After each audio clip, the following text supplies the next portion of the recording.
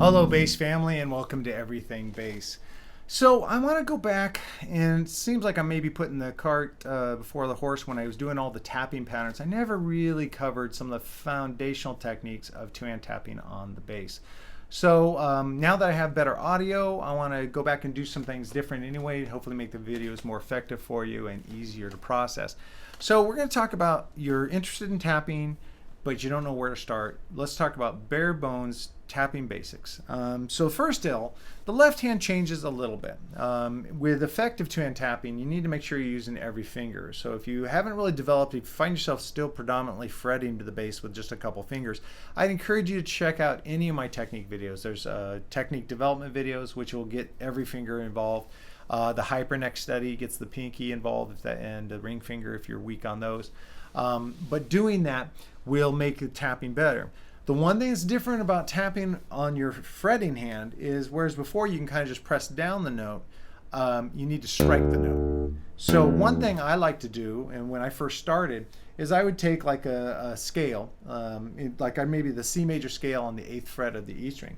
I would hold the neck here and I would just practice tapping, trying to make sure every note sounds good. Now this shouldn't be too hard. You're tweaking your existing technique. It'll be a little difficult if you don't really regularly fret with all 4 fingers, but let's get over that hurdle, because you'll find that, man, hard songs become much easier and impossible songs become possible.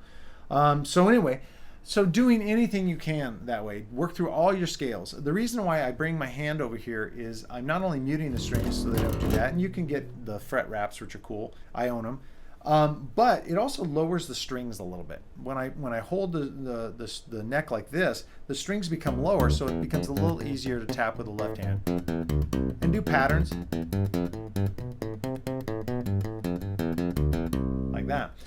So, you know, a little bit of attention will get that left hand, or I'm sorry, not the left hand, the fretting hand, to be in shape for tapping. Now, we're going to mute with this hand, and let's talk about some basics, some fundamentals here. One is, I see a lot of tappers when they're first starting, they're floating their thumb, and that is a technique, but I think it's harder for a couple reasons. You know, at times I would go to see students play live, and I'd see them tap something, and the key word there is I'd see them tap it, but I couldn't hear them tap it. And I noticed that by floating their thumb, they're not getting enough strength to make that note as loud as, say, the other notes they're playing. So by we call it mounting the thumb, but putting the thumb on the top edge of the fingerboard and letting it slide around wherever you're doing, now you have that opposing thumb where when you strike, you're pulling towards it and you've got this grounded thing. The other thing is, like when playing a pattern where you're using multiple strings, like I can move the neck, I can move up and down, and I don't miss because my thumb keeps that anchor point consistent. So I really want you to consider getting used to leaving your thumb on the top edge of the fingerboard and tapping. Doing anything, all your tapping there. Very rarely do I lift up that. I almost always have my thumb there.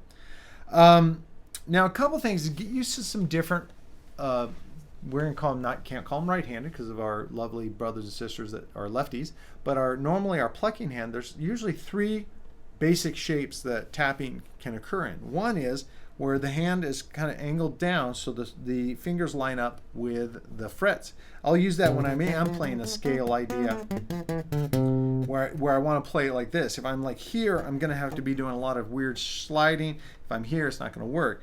So getting used to like having your fingers kind of line up with the frets, and just same thing, just do a C major scale up on the 15th fret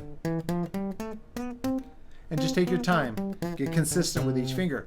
These fingers, for most standard players, I was one. When I was playing just this way, I was using these fingers, but I wasn't using these 2 fingers. So this was a whole new ball of wax. So I had to really take my time and get consistent. I should slow down my demonstration so I don't give you a misconception that it comes that fast. You just have to take some time, develop the coordination, develop the muscles. Now that's one position.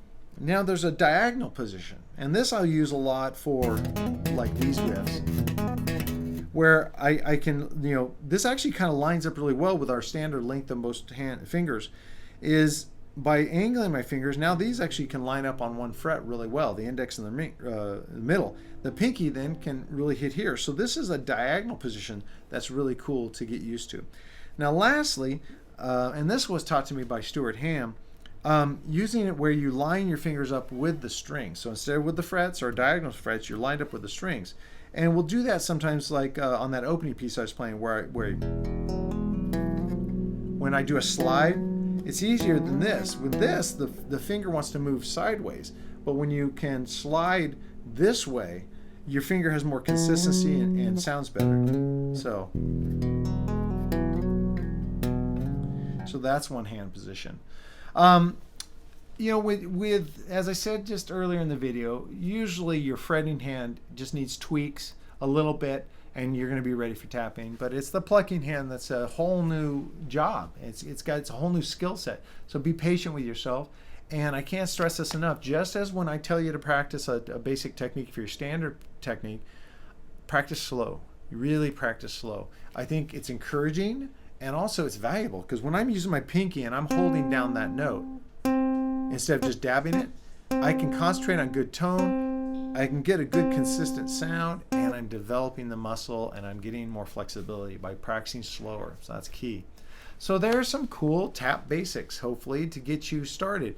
So if you get excited, maybe it's the first video you've seen of mine, and you're like, wow, okay, that seems to make sense. After you do that, go back and check out my tapping pattern series.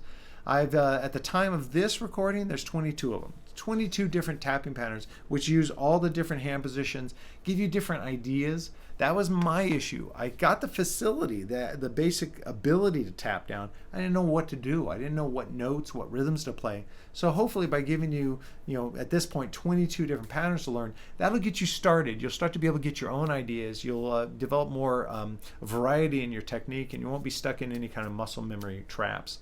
Okay? I hope this helped. You're going to see that I will be redoing some of my early videos, because now I have very nice microphone. I'm recording the audio separately. I've got better video capabilities, better lighting. So I'm going to redo some of my early videos, and hopefully with the better techniques and what I've learned about doing these videos, they'll become more powerful to you. So thank you guys so much. As always, it means so much if you'd like, share, and subscribe. Subscribing to the channel really helps. We're getting close to the 1,000 subscriber mark, which just going to be a big goal of mine. I'll probably treat myself to a soda, but that'd be awesome if you guys could do that for me. And let me know what you think. What videos would you like me to redo that are already on my channel, or what new videos would you like? What are things that you're struggling with that maybe I can help? I've been fortunate enough to be teaching for over 30 years, and I taught at one of the best schools in the world for bass, and so I would love to be able to share that with you.